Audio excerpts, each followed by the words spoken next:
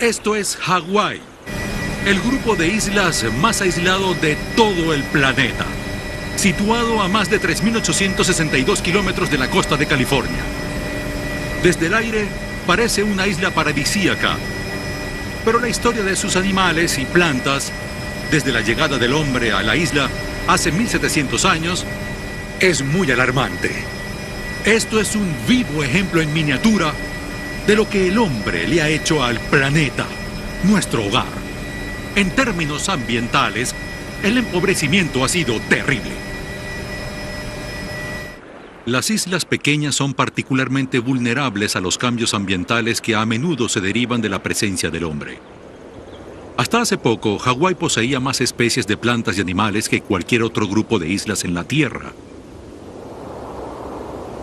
Hermoso, pero las apariencias engañan.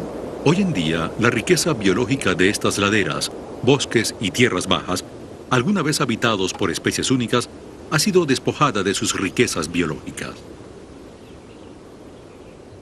Estas islas son una advertencia importante de las pérdidas ecológicas que pronto pueden producirse en el planeta. Cientos de especies animales y vegetales han desaparecido desde que el hombre llegó a Hawái. Y no cabe duda, según las investigaciones realizadas aquí y en otras islas, que la presencia humana en cualquier isla conlleva una cuantiosa pérdida de especies.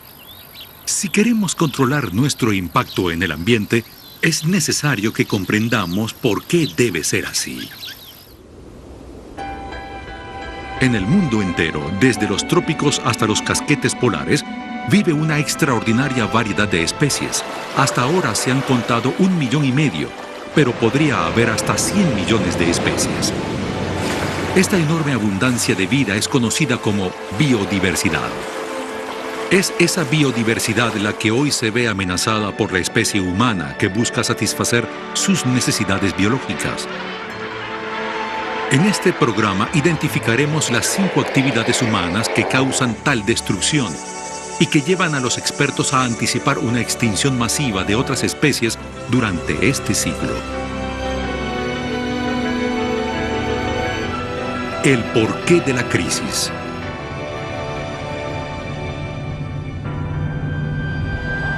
En primer lugar, debemos tener una idea de la magnitud que debe alcanzar ese cambio ambiental para que se produzca una gran extinción mundial. Retrocedamos entonces 65 millones de años en la historia hasta el momento de la última gran ola de extinciones que redujo a los dinosaurios a fósiles para nuestro estudio y exhibición. Muchos científicos creen que esto se produjo, en gran parte, debido a las secuelas ambientales causadas por la colisión entre la Tierra y un meteorito de 16 kilómetros de ancho que viajaba a casi 40.200 kilómetros por hora. Esto equivale a una detonación simultánea multiplicada por 10.000 de todo el arsenal mundial de cabezas nucleares.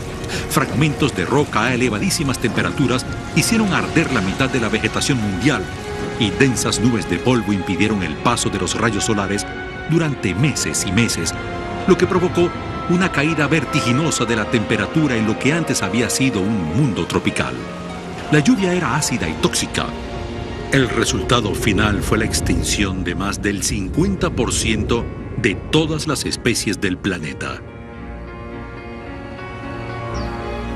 Hay un lugar en Arizona donde un meteoro dejó su huella, pero este es diminuto en comparación con el que se cree causó la desaparición de los dinosaurios. En escala global es un mero agujerito, pero ante nuestros ojos es enormemente impresionante.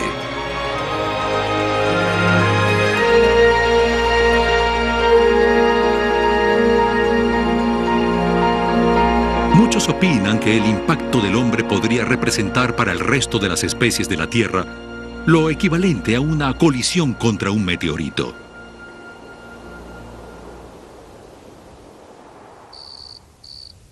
Puede parecer absurdo comparar el impacto que ha tenido el hombre sobre la biodiversidad con la catástrofe mundial causada por el impacto de un meteorito. Pero existe abundante evidencia de que estamos al borde de un devastador acontecimiento de extinción. Por eso la comparación no es descabellada. Y si queremos ver lo que la humanidad le ha hecho al ambiente, un buen lugar para comenzar Es África, cuna de la humanidad misma.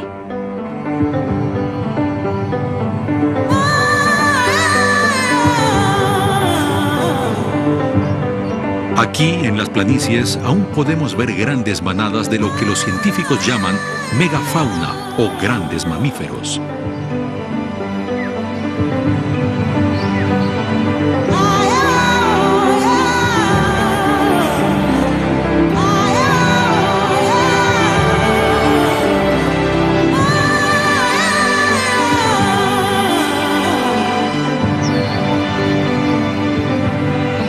¿Por qué hay que venir a África para ver estas manadas de grandes mamíferos? La respuesta es obvia. Es el único lugar habitado por estos. En cualquier otro lugar del planeta jamás los veríamos. Pero no siempre fue así.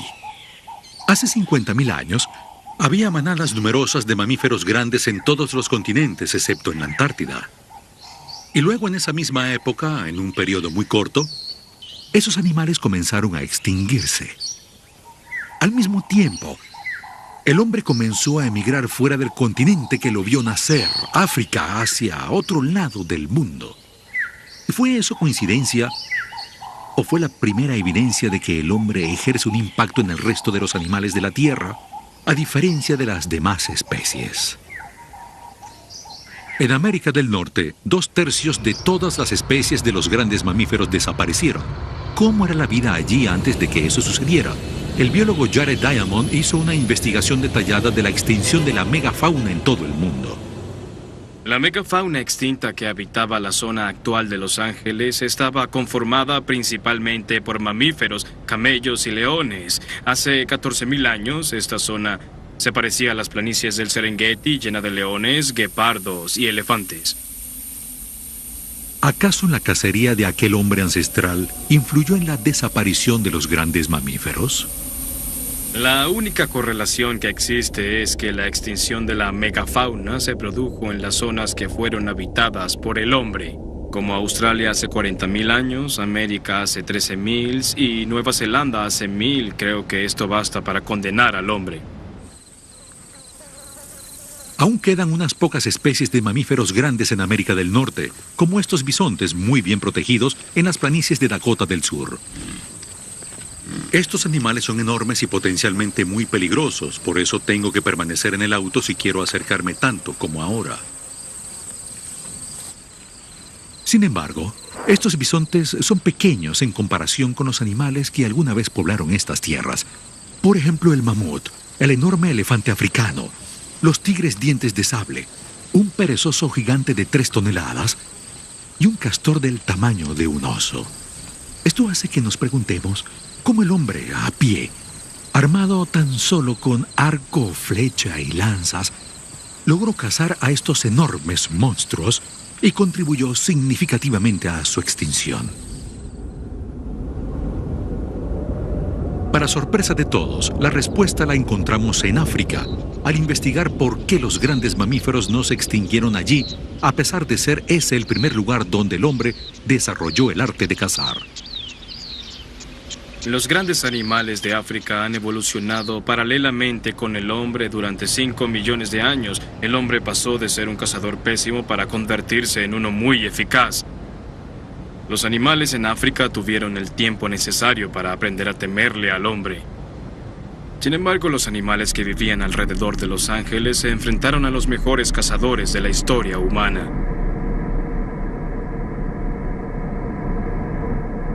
Ninguno de esos grandes mamíferos fuera de África había visto al hombre y no notaron que era un depredador. Posiblemente, en vez de actuar ferozmente, estos animales eran mansos y por ende presas fáciles para el hombre. Pero eso no es todo. El hombre es lo que los biólogos llaman un depredador cambiante. John Loden es un experto en el estudio de la población animal. Un depredador cambiante es aquel que cuenta con una gran variedad de opciones alimenticias y puede atacar una amplia variedad de animales. Es decir, que si una de las presas disminuye, el hombre puede atacar a otro tipo de presa. Por lo tanto, el hombre es capaz de pasar de una variedad de manjares a otra más accesible en el momento. Para entender el efecto negativo que un depredador cambiante puede tener sobre otras especies, veamos una historia moderna bastante sorprendente que incluye a otro depredador cambiante de Europa.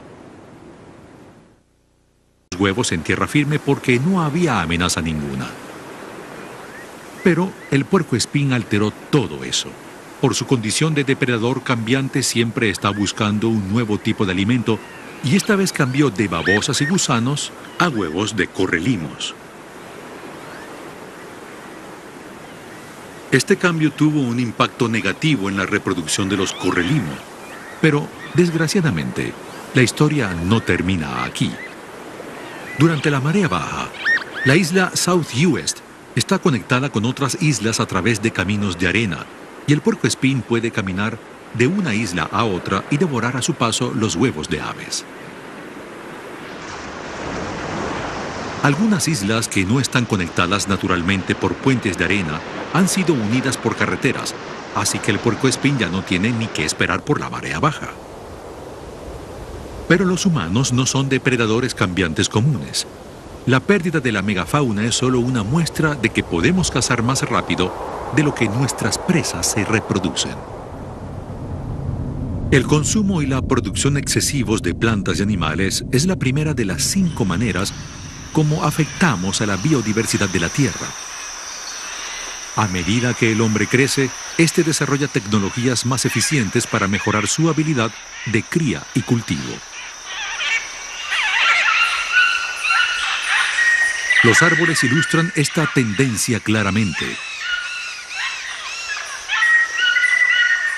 Si los cortamos más rápido de lo que crecen, entonces la reducción o desaparición del bosque será inevitable. El proceso natural de regeneración no será suficiente para preservarlos. Esta tala extrema afectará inevitablemente a todas las otras especies que interactúan con los árboles o dependen de ellos. Hoy en día, en todo el mundo, los árboles están siendo talados 10 veces más rápido de lo que son reemplazados por nuevos árboles. El mar también está siendo demasiado explotado. 70% de los principales peces están siendo consumidos por encima de su tasa de reproducción. Estadísticas recientes señalan que cada año, más de la mitad de todas las plantas del mundo y un gran porcentaje de animales son consumidos por una sola especie, la nuestra.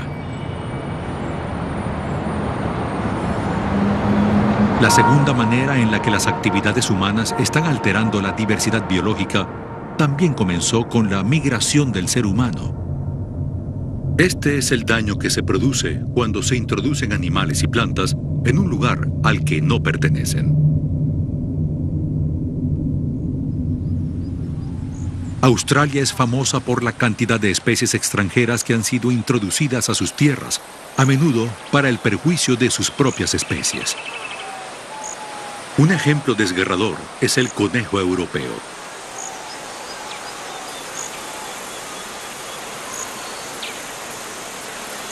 Sin sus depredadores naturales y enfermedades propias, a veces se produce una superpoblación de conejos en Australia.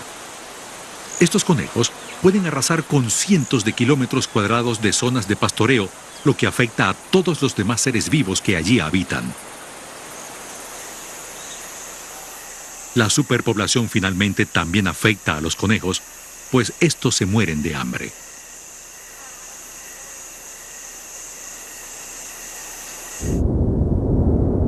Sin embargo, las especies extranjeras que causan el mayor daño ecológico son las que viven en pequeñas islas oceánicas como Hawái.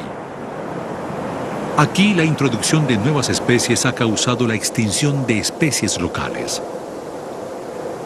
Al llegar a Hawái, todo parece ser hermoso, es un paraíso tropical. Pero lo que la mayoría de los turistas no sabe es que casi todo lo que ven en las tierras bajas son especies extranjeras. Prácticamente no hay aves nativas y muy poca vegetación propia. Muchas de las especies locales que sobrevivieron ahora viven aisladas en la cima de las montañas debido a la avalancha de plantas y animales extranjeros. Hawái alguna vez tuvo cientos de especies de aves únicas. Más de la mitad han desaparecido para siempre y muchas de las que han sobrevivido se encuentran en peligro de extinción. Pero los caracoles son el mejor ejemplo hawaiano de que la introducción de especies ajenas puede devastar la fauna local. Hace millones de años, un pequeño número de especies de caracoles llegó a la isla a través de la vegetación flotante. A partir de allí evolucionaron más de 1000 especies únicas de Hawái. Hoy en día, solo una reducida cantidad de estos sobrevive. Algunos, que producían estas coloridas conchas, son tan escasos que su población total no llega a los 10 especímenes. Estas enormes colecciones de caracoles hawaianos son el producto de la tendencia coleccionista de finales del siglo XIX. Hay muchos que jamás volveremos a ver, están extintos. Algunos quizás desaparecieron por la intensa recolección de la que fueron víctimas y otros, sin duda, porque su población se redujo descontroladamente. Pero la razón final que acabó con muchos de los caracoles hawaianos fue la introducción desmesurada de especies extranjeras. La rata fue solo una de las más nefastas llegadas, ya que a su paso devoraba grandes poblaciones de caracoles de tierra y perjudicaba tremendamente a aquellos que vivían en grandes cantidades en los árboles. Las cosas empeoraron con la introducción del cerdo y la cabra, que destruyeron las plantas en las que vivían los caracoles y por ende causaron su extinción. Pero esto no es todo. Caracoles extranjeros fueron introducidos en la isla. Estos son los caracoles gigantes de África Occidental que fueron introducidos en Hawái hace un siglo porque algunos los consideraban un exquisito manjar. Desgraciadamente, caracoles grandes como estos tienen un gran apetito y antes de lo pensado estaban acabando con los jardines. El hombre entonces, para controlar su población, introdujo el caracol carnívoro, incluyendo esta especie propia de Florida. Desgraciadamente, nadie investigó si los caracoles carnívoros preferirían al caracol gigante africano o a los pequeños caracoles hawaianos. Los caracoles carnívoros escogieron a los caracoles hawaianos y así se desató otra serie de extinción en Hawái. Los caracoles carnívoros se deslizan por las ramas buscando las huellas que dejan las especies endémicas. Las siguen y luego las devoran.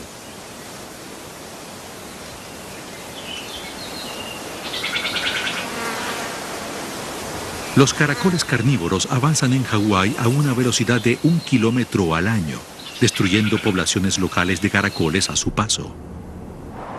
La introducción de especies extranjeras, cosa que a menudo hacemos sin pensar, es la segunda forma como dañamos la diversidad biológica.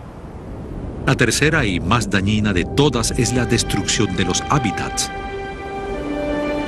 Un claro ejemplo de los efectos de la destrucción de hábitats lo vemos en la ciudad del Cabo, Sudáfrica.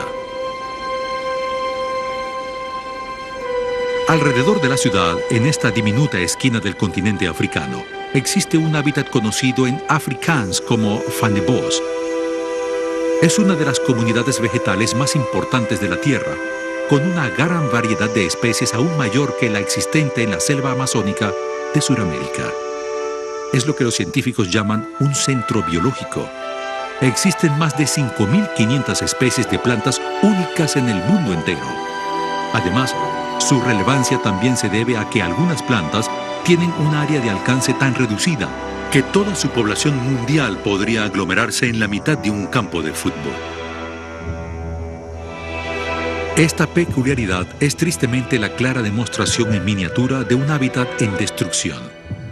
40% del área original de Fynbos ha sido prácticamente destruida por las actividades humanas como la agricultura y el crecimiento de la ciudad. Si una planta posee una extensión mundial de apenas unos pocos metros cuadrados y esa zona es destruida, la planta, obviamente, se extinguirá. Es sencillo. Si eliminas el hogar de una especie, esta desaparece. Esto es la destrucción del hábitat. Y el daño no termina aquí. Otras plantas también habitan ese territorio o dependen de esas especies, por lo que éstas también se verán afectadas, aunque su hábitat sea más amplio que la zona destruida. Nosotros mismos no somos inmunes a los efectos de la destrucción del hábitat. Hay un antiguo ejemplo en los Estados Unidos de lo que puede suceder. Este es el Cañón Chaco en el estado de Nuevo México. Forma parte de un desierto que abarca cientos de kilómetros cuadrados. Cuando los primeros expedicionarios europeos llegaron a esta zona a caballo, hace casi 350 años, hallaron poca agua, casi ningún árbol para prender fuego o construir, y una tierra muy, pero muy infértil ciertamente. El lugar parecía prácticamente inhabitable. Pero luego llegaron a este cañón y fueron sorprendidos por un extraordinario escenario.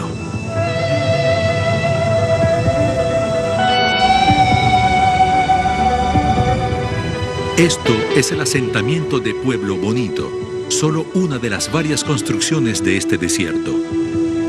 Fueron levantadas hace más de 1000 años por los indios Anasazi y fueron abandonadas 300 años después. Desde que fueron descubiertas nos hemos hecho las mismas preguntas. ¿Por qué construyeron los Anasazi sus ciudades en un desierto? ¿Y por qué esta civilización fue abandonada 300 años más tarde? Conocemos las respuestas, pero no dejan de sorprendernos, porque son tan importantes para nuestra civilización como lo fueron para los Anasazi hace miles de años.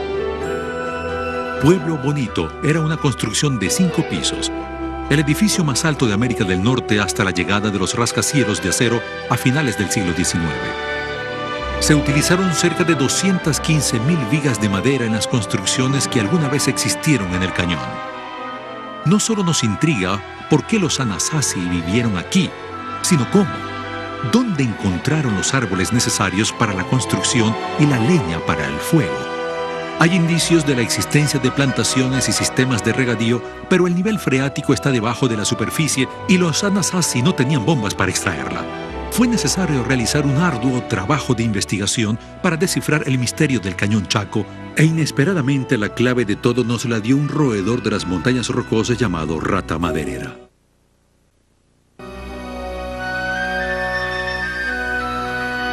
Esta rata es un animal nocturno y tímido. Para verla debemos utilizar cámaras con buena visión nocturna. Vive en madrigueras y en las noches sale a recolectar palillos, hojas de pino y cualquier cosa que pueda transportar, para luego depositarlo en un montículo encima de su madriguera.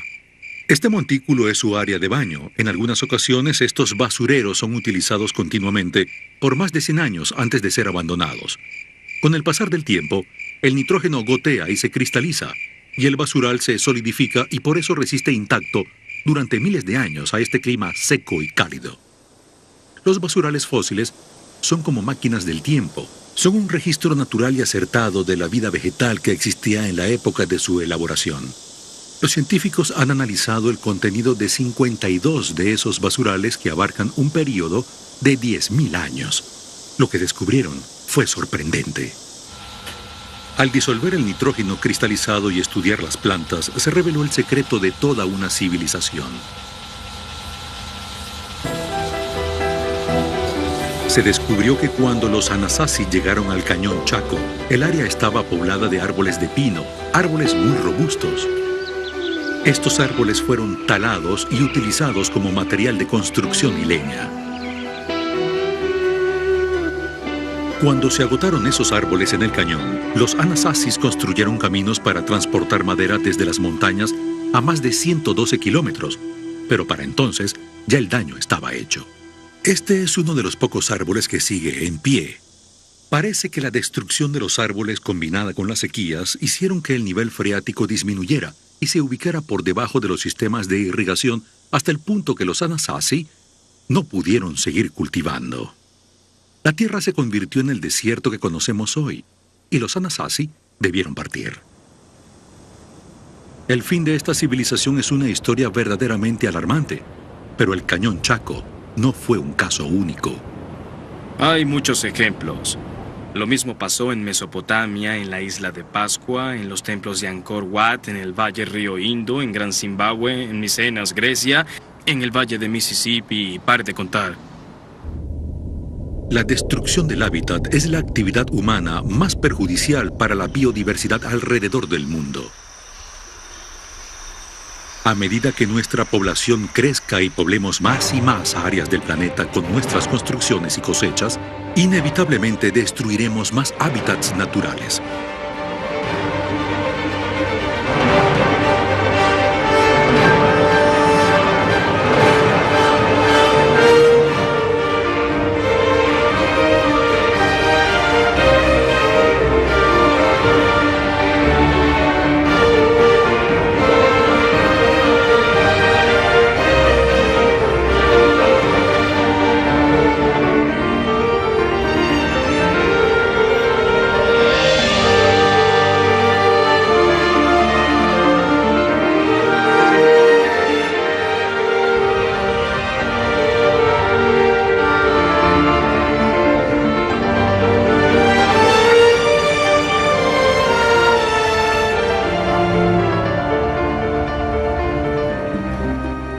El daño que hemos provocado en el medio ambiente mundial ha llevado a que muchos se pregunten si el hombre es una especie destructiva.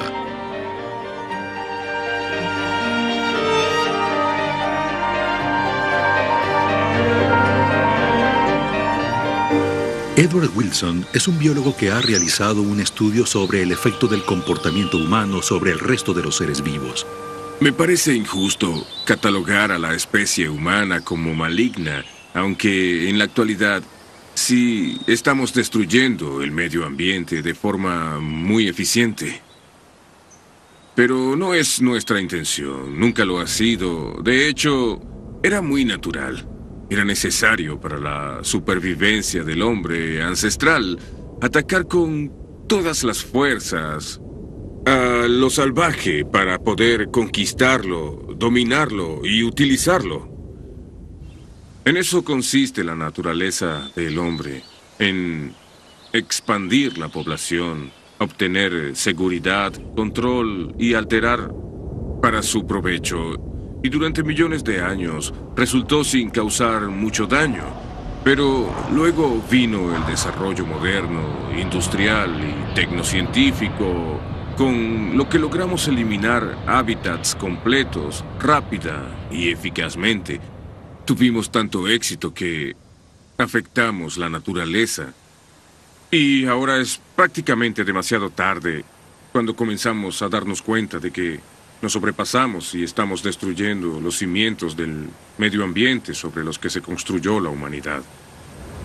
La destrucción de hábitats es la tercera forma en la que las actividades humanas destruyen la diversidad biológica. Un proceso llamado aislamiento es la cuarta forma. Cuando destruimos hábitats, tendemos a dejar áreas intactas. Si sobrevolamos el globo, podemos ver claramente lo que estamos haciendo. Lo que hacemos es aislar a las especies unas de otras. Zonas intactas en medio de un hábitat totalmente modificado. ¿Pero qué sucede con esos hábitats que han sido reducidos a pequeñas islas? Para responder eso, el biólogo conservacionista Tom Lovejoy realizó un gran e ingenioso experimento en la selva de Brasil. Bien, en esa alfombra de selva tomé una podadora e hice varias islas. Literalmente corté el bosque y dejé áreas separadas de selva.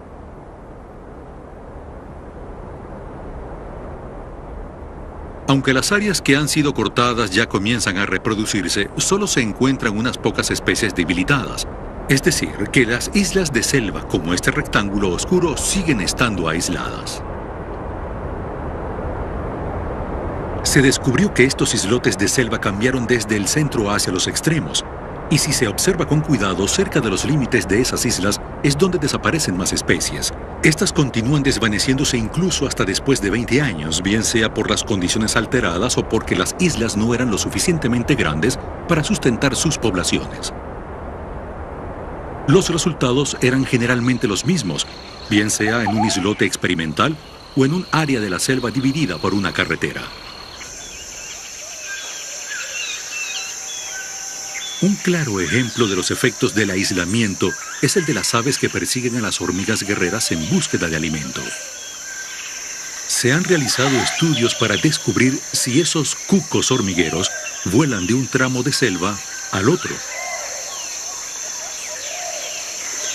Estas aves dependen de las hormigas guerreras para su alimentación, pues estas últimas vagan por el suelo de la selva en búsqueda de insectos.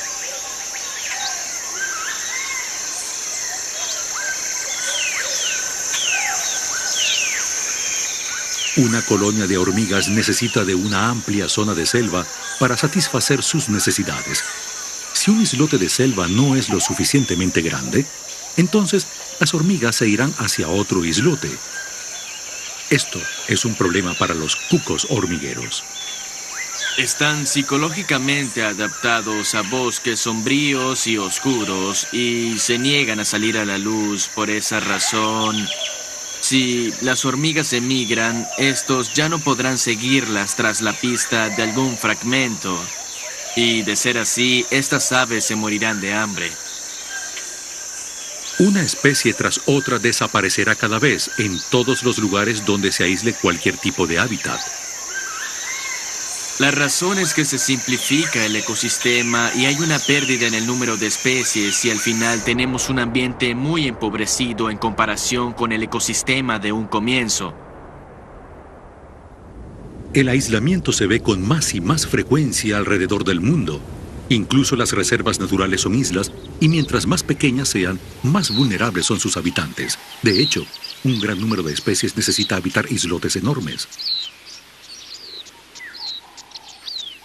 Hay un pequeño pero claro ejemplo en los pastizales de Chalk, que una vez se extendieron a todo lo largo de la costa del sur de Inglaterra. Los cambios en la práctica de la agricultura han tenido efectos dramáticos sobre este pequeño insecto.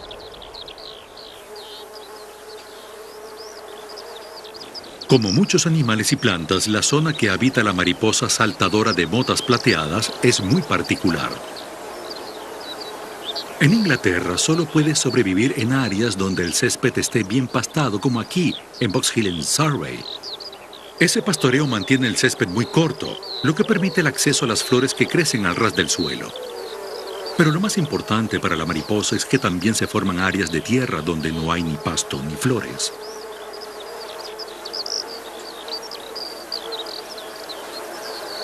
Estas áreas desnudas de tierra son cruciales para la mariposa porque se calientan rápidamente bajo el sol.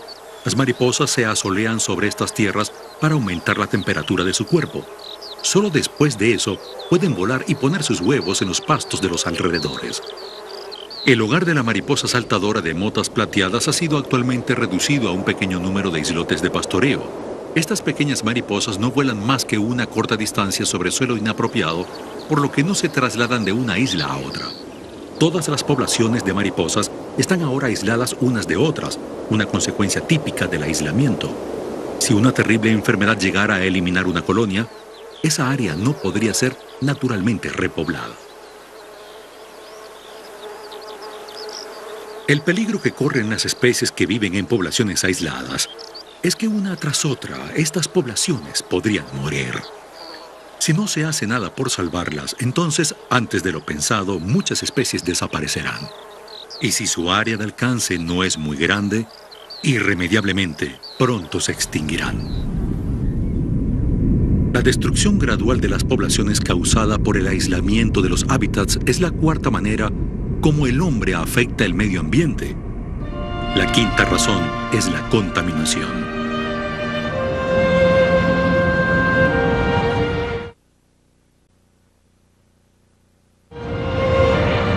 Existe contaminación en muchas partes del mundo. Los daños que ésta puede producir en el hábitat son enormes, pero a menudo es solo un problema local.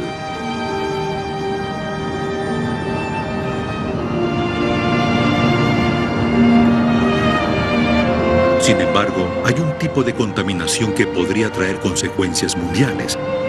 Se trata del calentamiento global consecuencia de las actividades humanas que liberan dióxido de carbono hacia la atmósfera. El dióxido de carbono es un gas invernadero que retiene el calor solar. Mientras más dióxido de carbono haya en la atmósfera, más se calienta la Tierra. Stephen Schneider es un científico que ha estudiado tanto los cambios climáticos como sus efectos en el mundo natural. Es absolutamente cierto que cuando el hombre usa la atmósfera como alcantarilla, libera cantidades de humo, tala los árboles y crea plantas de cemento, contribuye con la proliferación de gases efecto invernadero. Y también es cierto que estos absorben el suficiente calor como para crear un cambio. Tal vez el daño esté hecho. Sabemos que el nivel del mar ha aumentado de 10 a 20 centímetros, que los grandes glaciares se están derritiendo, que los huracanes son probablemente un poco más intensos. Así que tal vez ya podamos admitir que sí contribuimos con esas grandes sequías e inundaciones. El calentamiento global ha ocurrido naturalmente antes. Es posible notar el efecto que este tiene sobre los animales y plantas si navegamos mar adentro y retrocedemos 10.000 años. Me encuentro en un bote pesquero en el Mar del Norte, frente a las costas holandesas, y lanzamos una red de arrastre de 30 metros de profundidad en búsqueda de mejillones. Pero a veces las redes extraen algo más que mejillones. Por ejemplo, evidencias reales de un calentamiento global anterior.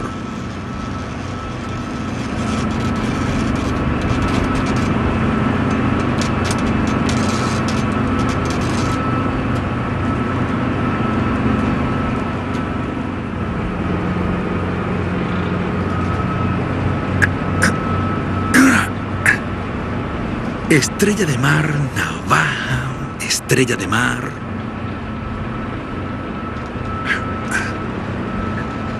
Así me gusta. Esto es un hueso, un gran hueso. Esto parece ser una articulación, como esta.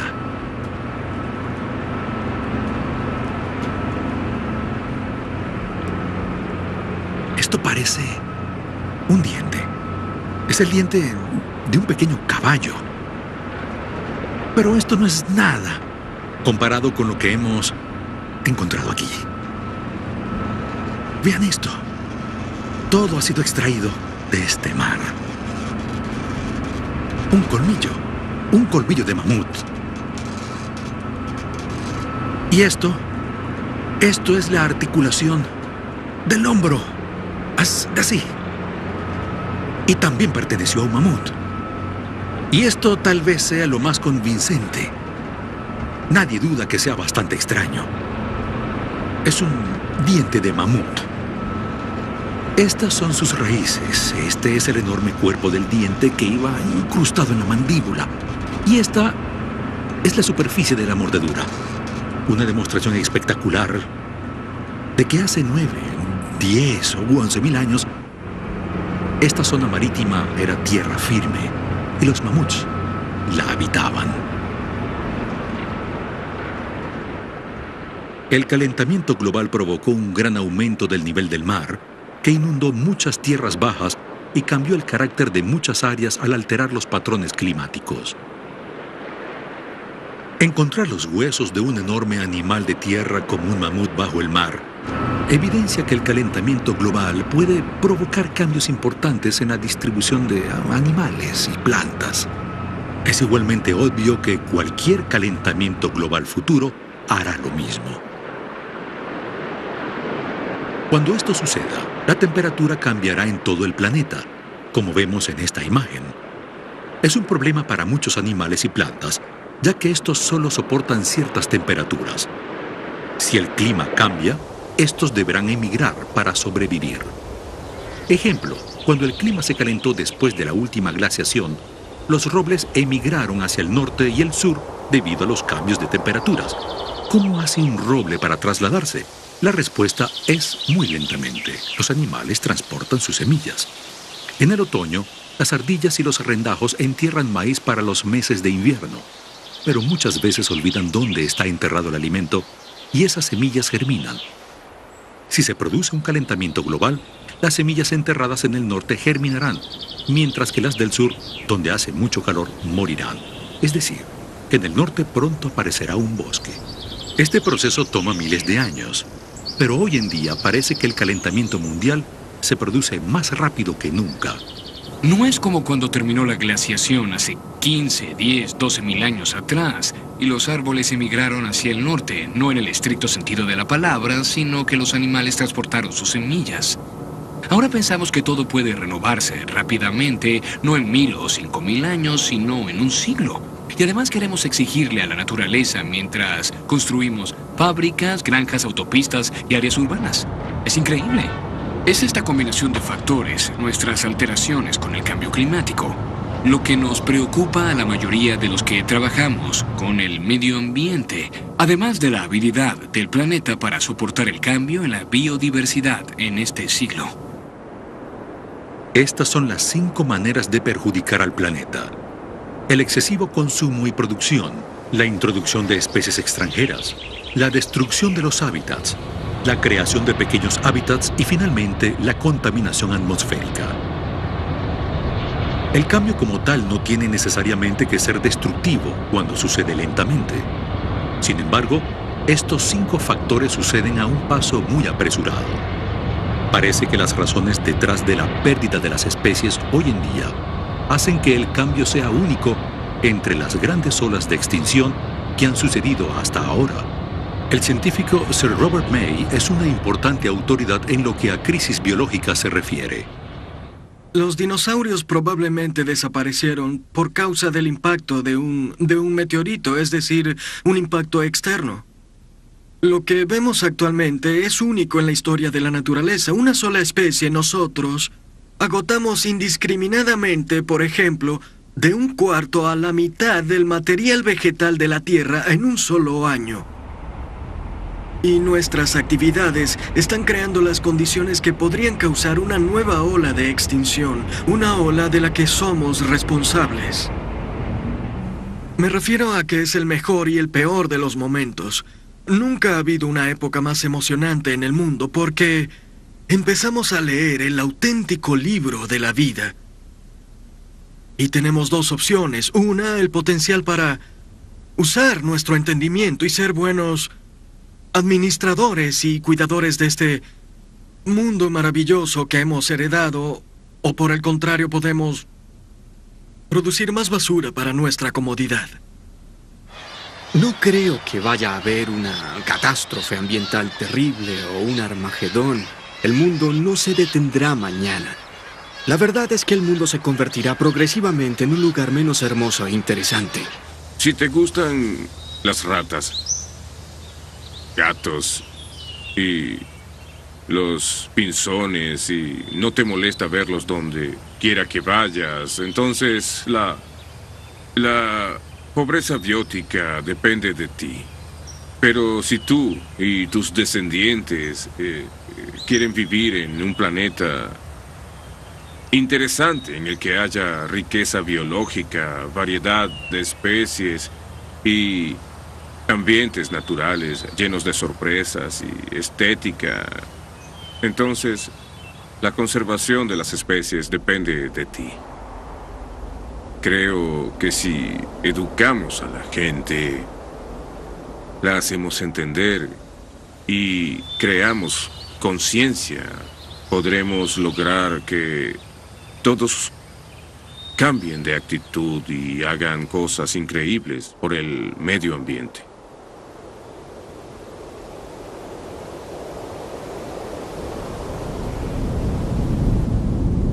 Comenzamos nuestra investigación en Hawái, la imagen de un paraíso tropical. La vulnerabilidad de sus animales y plantas tiene que ver con el hecho que evolucionan aisladamente, pero su destino debe ser una advertencia para nosotros. Ahora comprendemos cuáles son las actividades humanas más dañinas para la diversidad de animales y plantas de este planeta. Ese conocimiento será crucial si queremos lograr el reto del próximo siglo, como proporcionar un buen nivel de vida a la población creciente de humanos, sin provocar un total empobrecimiento del planeta.